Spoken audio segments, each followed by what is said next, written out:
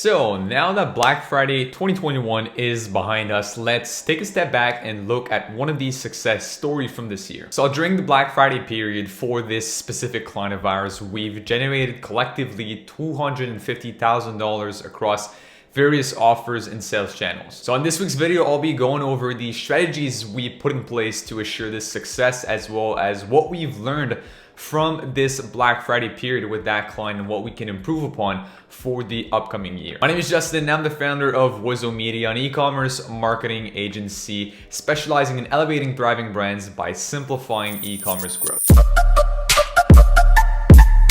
Before we get started, make sure to leave a like, subscribe, as well as turn on post notifications to be one of the first to know about these cutting edge e-commerce marketing tips posted on the channel every week. All right, so we've now hopped on the computer looking at a little presentation right there, about what happened with that client. So we're gonna start by doing a bit of an overview of how, the campaigns generally went. What were the results, how all of that looked for their store as a whole. Keep in mind, this is a brand that, is averaging on a regular month anywhere between $30,000 to $60,000, $70,000.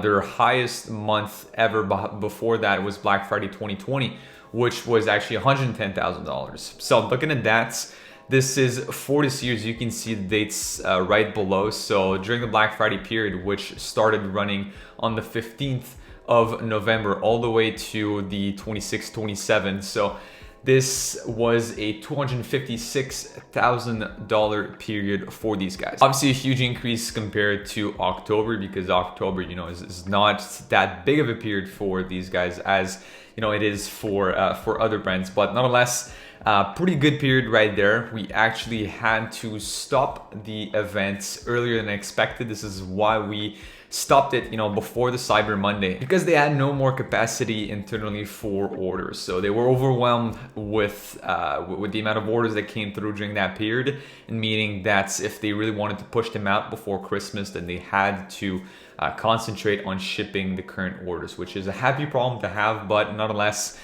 we could have definitely pulled in an extra 30 to 50%, during these last few days. And I'm saying that, but as you can see, there's also been a drop, around the 21st of November, where ad spend was dramatically reduced because we were already foreseeing that they were going to get too many orders. So we had to scale down during that time to make sure that they weren't getting too many orders. So nonetheless, there's a whole week or so right there that could have been pushed a lot more, but we're still really happy about the results overall, and so is that client. So swapping over to this slide right there, where we see the revenue split between two platforms. As you can see, there's Klaviyo at the top, and then there's Facebook ads at the bottom. So I'm showing you that because we were responsible for both of these sales channels. So obviously they also had organic marketing, which that we're not really, playing with that. So this is really where I can actually talk to you a little more about what we've done. So Klaviyo is responsible during that time period for 18% of the revenue. So $50,000 from Klaviyo, 7% of that is from the flows, and the 11% is from the email campaigns that were sent out. So there's that. And then looking at the Facebook ad side of things, from that same time period as shown earlier, November 14th to November 30th, there was $7,858 spent on ads that generated a $93,000 back, so 11.85 return.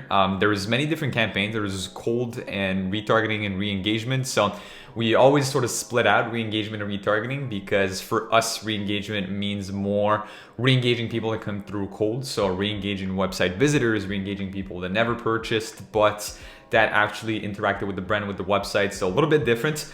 And with our retargeting, it's more people that already know about the brand, their followers, their past purchasers, and these kinds of guys. So from what you're looking on screen right now, there's 6 campaigns right there. From this, there are 2 cold, 2 re-engagement, 2 retargeting. So both cold, the one at the top and the one at the bottom are actually cold campaigns. So on cold, cold received about half of the spend. So cold generated 10.23 ROAS on the top campaign, as you can see. So $340 spent for $3,400 back, and the other campaign was $2,700 spent, so a lot more spent on that one for $13,000 back. So a 5.06 return for these, and as you can expect, retargeting performed better. So all other re-engagement and retargeting campaigns, range from 14.24 ROAS all the way up to 25.66. Now, I think what's really interesting about this is, yes, the results are good. Yes, the results are really nice to see, but it's how, how that happened. So the process, first, phase about that is getting ready. It's making sure that we got the right data, we got the right information to create an offer compelling enough to have such a success story in the end. So the thing that we do a lot, you'll see that a lot coming back also on our website and on, our process that is actually in the alchemical research phase of our peak process. But the historical analysis is really important when it comes to Black Friday. So when it comes to Black Friday, one of the things that we did is we looked at the past 365 days. We looked at the past year. We were also lucky enough to have been with that client for almost a year at that point. So we've been following them for a while. We know what works, we know what doesn't. But for these guys, it was looking at the past year, and it was noting down, all of the best audiences. So noting down for cold, for re-engagement and retargeting, what audiences proved to be performing the best throughout the year. So criteria that we were looking at were a mix of spend and ROAS, because obviously low spend audiences that had a really high ROAS may not necessarily be the best, whereas a mix of both, a fairly high spend with a good ROAS, could tell us that these audiences actually perform pretty good. And a lot of the audiences we reused also over the years. So, we could definitely easily see which ones stand out, amongst the bunch. So audiences was the first thing we looked at, and creatives. So we looked at all the past performing creatives, in the past year, all the products that they still also had in stock currently and that would be a part of the sales. So we did a bit of a mix and match with that. So we cross-checked all the best performers with the ones that were going to be in the Black Friday campaign. So that way we could re-choose these new creatives and either use the same old creatives and same thing, or to simply add an overlay on these, which we did in a few cases. So having something on top that was showing the old price, checked off with like the discount and then the new price, or simply saying like Black Friday, 2021 from that date to that date. So we did that with a few of these creatives. Finally, it was copy. So we took a look at the copywriting also side of things. So we made sure that we knew what copywriting style worked, what also was the best, that reacted the best with their audience. And from there, we were able to create a good enough offer for Black Friday. And here's something that I put that I think is really interesting. I didn't hear a lot of people talk about this anywhere, on YouTube or online.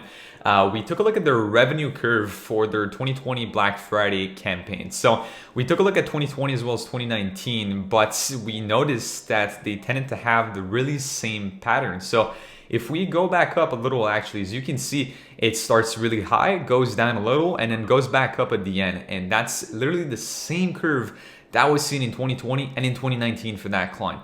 Some other of our clients was completely different. So some other, it's a huge peak on the first day, and it goes all the way down at the end of the, basically at the end of the sale. So it starts high and then starts to go down from the moment, after the first day. So that's what we usually see with a lot of these clients, but not with these guys. This one is more of a curve. So it starts high and ends high. So that was a good indicator for us of what to do, for the spend, how to actually manage, the scale for these ads. Like we knew we had to start strong and then pull back a little afterwards to finish things strong. Then we obviously set our copywriting angles. So from the best copy that we had, we tweaked it just a little to make sure that it fit with Black Friday. We set up the creatives, and then finally we wrote down the emails. So something really important to note for that client is they had a list of about 30,000 emails that were not previously used. So they weren't really sending any email campaigns. I'm saying that they were probably sending once a month, but no flows set up. So setting up the flows for the first time for that client was actually a good thing, because it proved, as we saw earlier from the revenue, the flows themselves earn 7% of that revenue. So definitely something that pulled, an extra almost $20,000 for these guys. But campaigns also being sent out at a good frequency, and having we're going to talk about that in just a second, but having good countdowns in these campaigns proved to work amazingly well. So then the phase 2 is action. It was putting all of that into practice. It was scheduling the campaigns, so also planning the budget accordingly to the curve that I shared earlier. So as I mentioned, we knew we had to start strong with the budget, then reduce the budget a little as after the first, probably second day, which is exactly what we did. The third day we reduced the budget a little. We reduced it, I think, again on the fourth day. We kept it pretty stable throughout, from the fourth day to after about a week. And then towards the end of the campaign, we started ramping back up to end strongly. So this proved, again, with the revenue curve, you can see that the results started to go up, went down a little, and then went back up again. So then we planned out all of the emails. So at the beginning, the countdown on the last chance, pretty much what we did for Black Friday as well as for Cyber Monday afterwards, because they had a bit of a different sale or a different offer, I should say, for these two.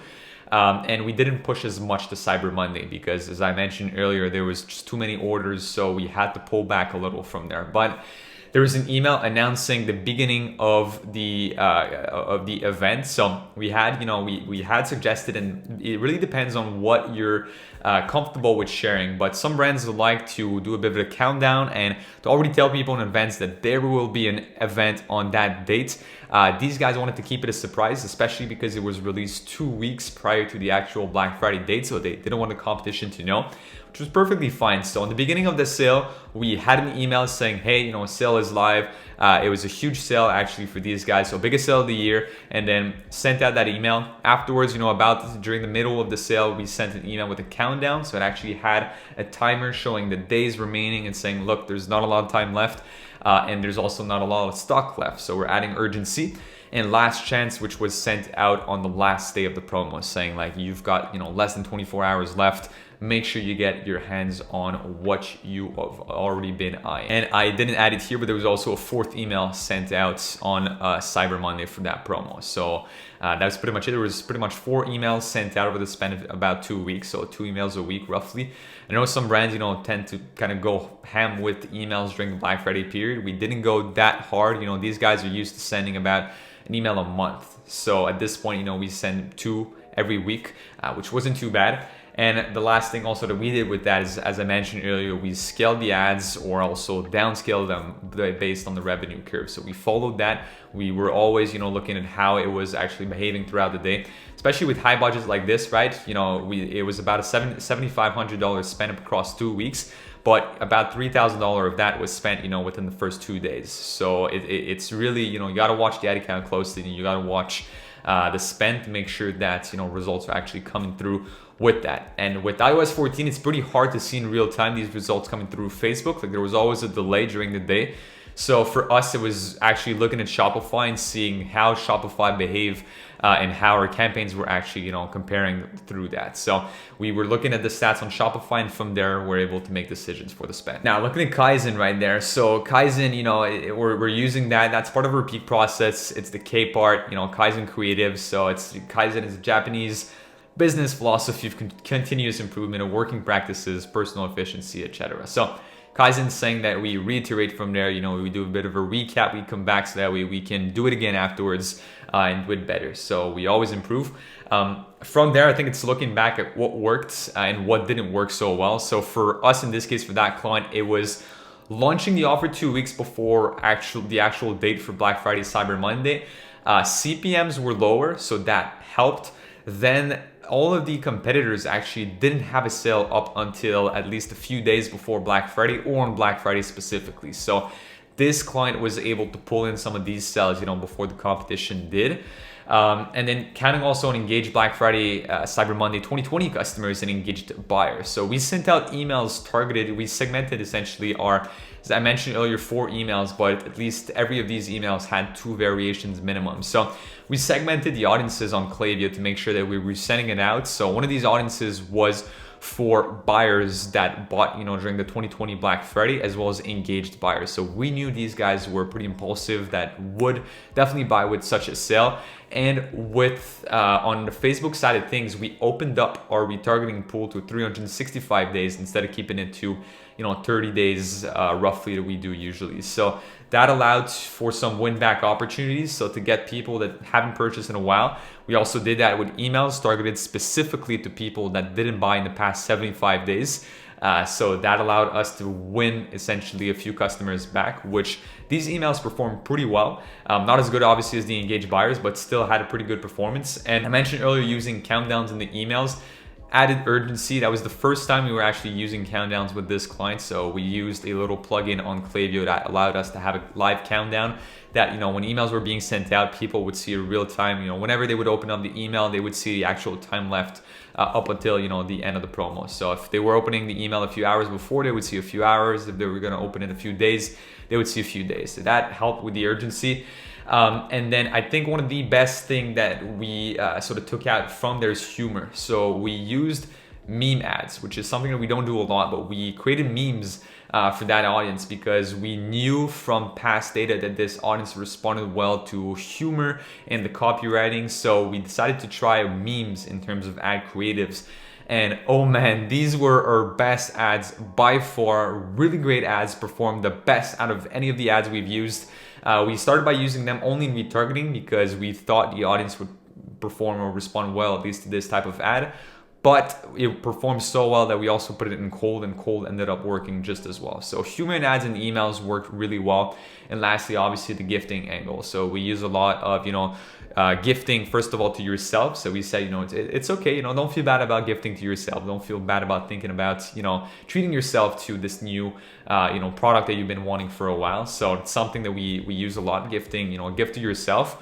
And we also talked about, getting that perfect gift for a family member, etc. Then what we can improve upon from that, there's actually a glitch with the countdown in Klaviyo, which caused a lot of responses and a lot of customer service issues, if I may, for that client, which we had to sort of stop the countdown in one of the emails. So for some reason, the countdown actually was always restarting for depending on when the clients would open up the email. So even though all the settings seemed to be right, there was a bug with that. So that caused a few issues. Then I think the biggest thing that we can improve on with that specific client is inventory and also order capacity. So they obviously weren't expecting that. The $256,000 was just for the Black Friday period, but for the whole month of November, it was a little over $300,000 that they did. And keep in mind that the best they've ever did by far, which was a huge month for them, was $100,000. So they tripled that, which means, triple the amount of orders and the amount, of also customer service related questions. So we had to stop almost a week early, as I showed earlier, basically on the 20th. So about 5 to 6 days into the promo, which was pretty much halfway there, we had to reduce the spend by more than half, so by about 60%.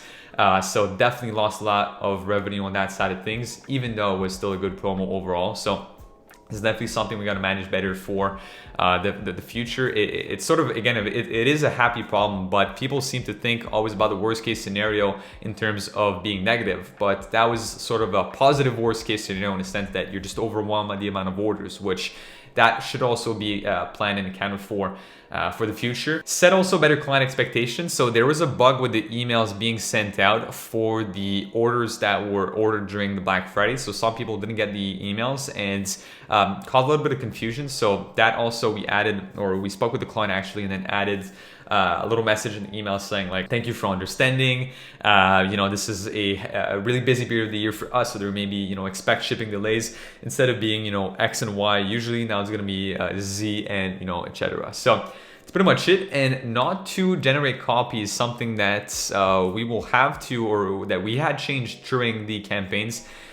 We tried to be as generic as possible to make it as much evergreen as possible, but we ended up talking about benefits on dynamic ads that weren't necessarily applied to the products shown in these dynamic ads. And what ended up happening again was a few comments on the ads saying like, oh, I don't think that's that's true or whatever. So again, it's not too bad because we changed it pretty quick. But again, for the future, you know, would eliminate some of these customer complaints. So that's pretty much it overall. You know, this is pretty much our workflow, how we went, you know, our sort of thought process about how we were able to generate over $250,000 for that client during the Black Friday period. Obviously, I'm saying it's we collectively with the client, with their organic marketing. You've seen Facebook ads, you know, we were responsible for about $93,000 of revenue and about another $50,000 on Klaviyo. So roughly $140,000-ish out of 250, you know, during that period.